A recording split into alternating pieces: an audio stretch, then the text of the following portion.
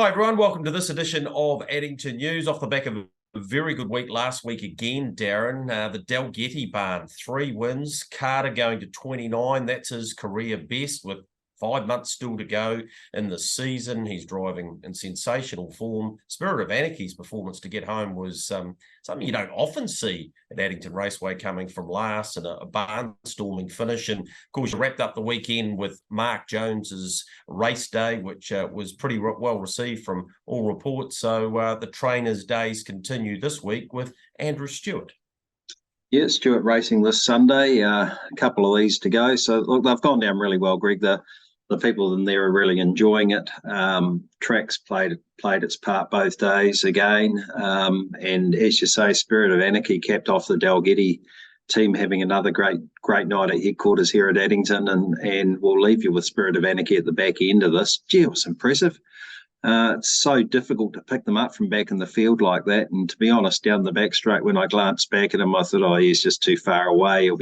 He'll be running on. But I don't know whether Carter expected that when he pulled him out. But gee, he was electric the last bit.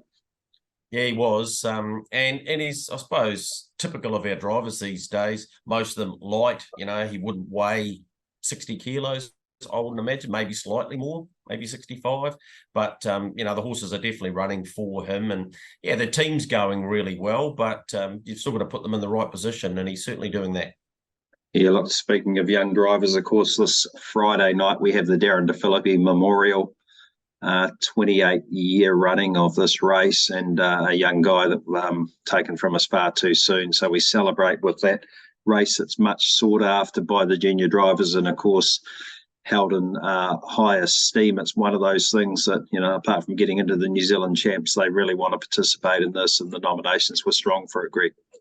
Yeah, they were, and Carter's got a chance. He's driving for Bob Butt and Katie Hawke, but yeah, I think it's reflective of the respect that people had for Darren while he was here, and obviously for Colin, Julie and Mandy and their extended family, that they nominate in big numbers for this race each and every year. So I'm going to miss it this year, being over in Brisbane for the Constellations, but I'll certainly be watching on. It's always a moment of reflection when we have the Darren DeFilippi Memorial. Yeah, absolutely. Have you got a couple for us to follow before we get into the full meeting preview? Look, it's not an easy night. There's a couple of first starters in race one, Herb and Magician. They have both been pretty good at the trials, so I'm looking forward to them. Masterly, we know how good he was as a 3-year-old. The standing start, I don't think will be a problem. I reckon he's a cracking bet later on. And obviously the return of Artie's Express, even though she's off 30 metres and her first standing start, we know how good she can be. I'm not tipping her to win this week, Darren. I think Deny Everything can win that race, but just pleased to see her back on track. So let's get into the full meeting preview and try and sort them out for Friday night, and then a look at that quaddie, which are proving elusive for most, including me on a Sunday, but we'll have another crack anyway. Yeah, gee, we've had a few upsetters, and it's good. The racing's been even. Race 1 Friday night, the IRT Your Horse Our Passion Mobile Pace 1980 at 5:34. We get underway. Yeah, going to continue with this run for the Dalgettys and Magician. Carter will drive outside front row. Lot to like about this horse and what it's done at the trials. Got some interesting connections involved, and I know they're looking forward to this horse making its race day debut. So I'll give it a good chance. Herb's a big, strong son of Down by the Seaside. He's done a lot at the trials. Regan Todd's been very patient with him. I think he'll produce a pretty good performance first up. So interested to see how he goes. Rosie Richter was very good fresh up, stormed home. Wouldn't need to improve much to be winning this, so give it a good chance. And Arden's Ideal, another first starter, this one with Brendan Hill, has a nice barrier draw. But I think outside front row, race number 1 will be the way to go. Yeah, a lot of word around this horse and its efforts at the trials. Greg, Frank Endicott is part of the ownership amongst others, Johnny Turner and others. So, yeah, good luck to them. Race number 2 is the Choppernick Syndicate on Tour Trot 2600, 5:59. Greg, what is all of this about? Yep, the Southern Boys have come up. That's their syndicate name, and they wanted to have a night out at Addington and sponsor a race. So a big thank you to them, and I'm sure they're going to have a great night at Harness headquarters. The River Boys, the one I've gone for. Pretty unlucky last week, to be fair. Grant at the moment was always going to win a maiden, but he didn't help himself, and he still got pretty close. So I think it'd be the one to beat. Head Him Up, trained by Paul Nen, first starter by Waterloo Sunset. So we know Bella Button, another one by that, has done such an amazing job. Now heading to America, of course, but Paul's record with fresh up runners is, well, as good as any, to be fair. So you have to have full respect there. Penelope Hall continues to race well, definite trifecta chance, and Opawa Peak looks to be on the improve. But yeah, the River Boy's going to get one, whether it's this week or not. Suppose we'll find out about 6 o'clock. Race number 3 is the Harcourt's Hornby Thinks Glennis French Pace, 2600 stand at 6:24. Yeah, big team from Harcourt's coming on course. Of course, Stevie Golding tied up with the Hornby branch, and he's been great for Addington. Don Juan draws the inside, ultra consistent. Not going to have any excuses this week, I don't believe. So I think it's Don Juan's race to lose. Anne of 1,000 Bays is drawn nicely right beside it. It's a definite hope. See You Betty has to be a first 4 player. Just ahead of it, I had Kauai Nugget, provided it goes around, obviously, in this race. But yeah, inside draws for me in race number 3. 1 to beat 2. Race number 4, almost the feature, if you like, the Darren DeFilippi Memorial Junior Drivers Handicap Trot, 2600, and this one's 6:49. Yeah, a lot of Damoon for me, racing really well. Sam Thornley takes the drive. It's one off 20 metres, but there's a team of them back with Light Up the Moon, and I reckon it's the horse to beat in this. This is always a race that you want to box a few up in your Cornellas, Darren, because there's so many chances. I gave Gift Card a good chance. Sarah O'Reilly, pretty sure she's been a previous winner. She drives this one, comes north, obviously. It's definitely got a chance. Katie Hawke was great last week. Carter doing the driving for Bob Butt. And TK Megastar, I just disregard that most recent blip on her form line the last couple of runs, because prior to that she was racing really well. But yeah, she's another one for Robbie Holmes, who's really supported the race. He's got Sunshine in there too.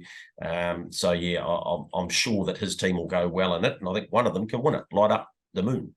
Yeah, Margot Nyan with a couple in there too, Greg. And you're right, Sarah O'Reilly was last year's winner of the race, so she'll be looking to hang on to that trophy. She's got to bring back and hopefully take it home again. Race number 5 is the Phil and Glennis Kennard Bloodstock Mobile Pace 1980 at 7:14. Yeah, great supporters, Phil and Glennis, and I understand Glennis just hasn't been that well lately, so hopefully she can tune in and enjoy this race. Smoke on the Water for me. He's been super impressive, hasn't he, without winning since his fresh up win, which was an outstanding run. He gets another chance here, and he could win this race and win it quite easily, Darren. I think he's a pretty progressive type. Bryce's Medal gets a barrier draw for Riley Harrison, driving for Robert and Jenna Dunn.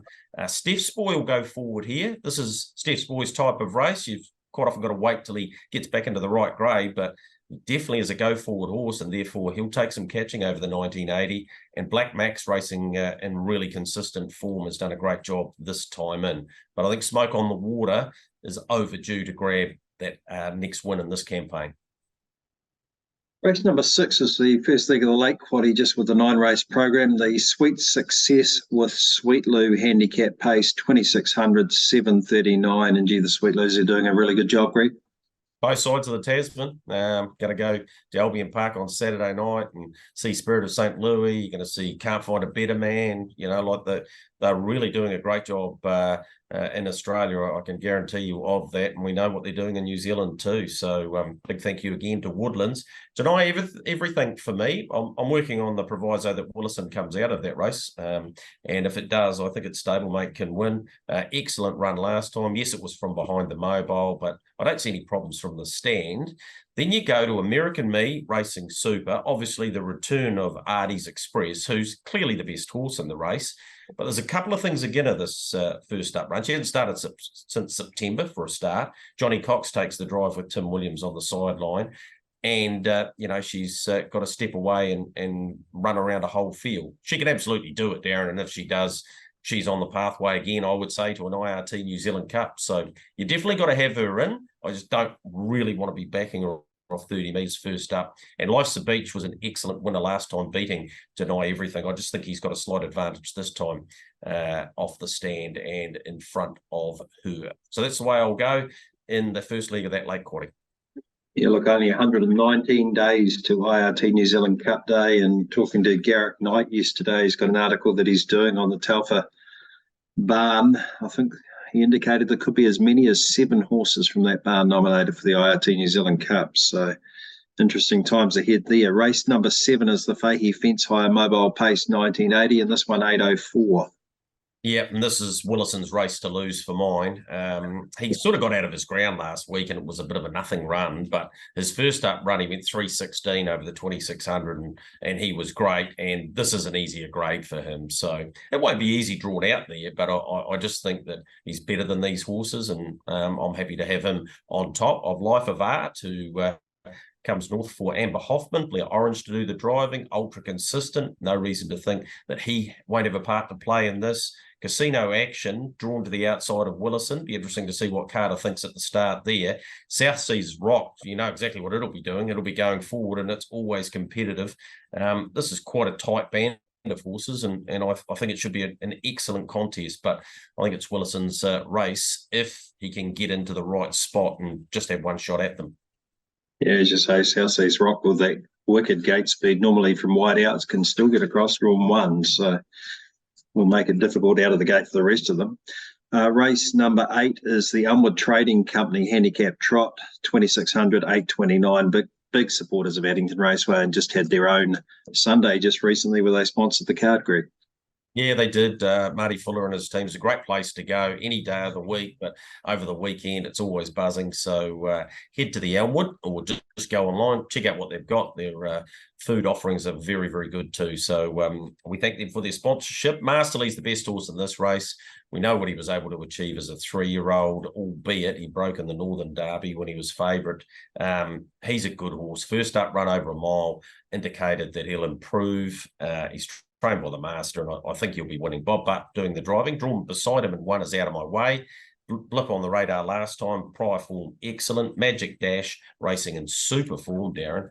You wouldn't count it out. And the enigma in the race is Royal Dell. He just got it wrong at the start. He actually trotted away, and then a couple sort of ran around him, and he just got a bit upset. But he can bounce back here at really good odds. We saw him win during the Cup meeting. It was on Cup Day from memory, at very good odds, and he could easily lob in here. And I'm leaving out horses like Mad Jack, Masterclass, Tarapa, Jimmy Carter off that 20 metres. Probably can't count him out either. But yeah, it's a deep race, but I think Masterly is quite clearly the most progressive. Yeah, I think you're right. But gee, there's some form here, isn't the Masterclass? Madeline Stowe just keeps winning. They're really competitive races, these trots, and they force you to take a few in each leg, Greg.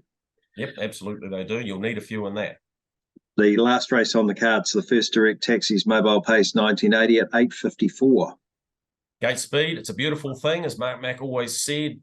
Glenn Thorne off the machine here in the firing line throughout. Extremely hard to beat. Gone for him on top of Chocoloo, who can definitely get another win at short notice. Tempo Warrior continues to race well. McCrikey in good form. Good race the last, but yeah, I reckon he just about win this, Glenthorne. Spectators open, of course, after the last. During the night, the $19 roast special's been going great guns, particularly on a Sunday, doing really well. So that's available in Spectators, along with the rest of the fare on the menu. Sunday, we get underway, an 8-race program at 12:57. The last race is 4:19. It's Stewart Racing Race Day. Andrew Stewart and his team, Father Doug looking after syndication, newsletters, and helping with all of this. Our thoughts go out to the family with a passing during the week, a funeral that's taken place. So our thoughts do go out to them at a sad time, but they will celebrate with all of their owners and supporters on Sunday. With Stewart Race Day, the first leg of the quaddie, Greg, race number 5 gets underway at 1:03. You couldn't have a series of trainer race days without the social giant having a social occasion at Addington Raceway. So thanks to Andrew for supporting it. I'll just whip through this quaddie for you. I think Fernley, Blackbird and Chance on Me. I reckon you can get away with just the 2 in the first leg, 2 and 3. Second leg, bit wider.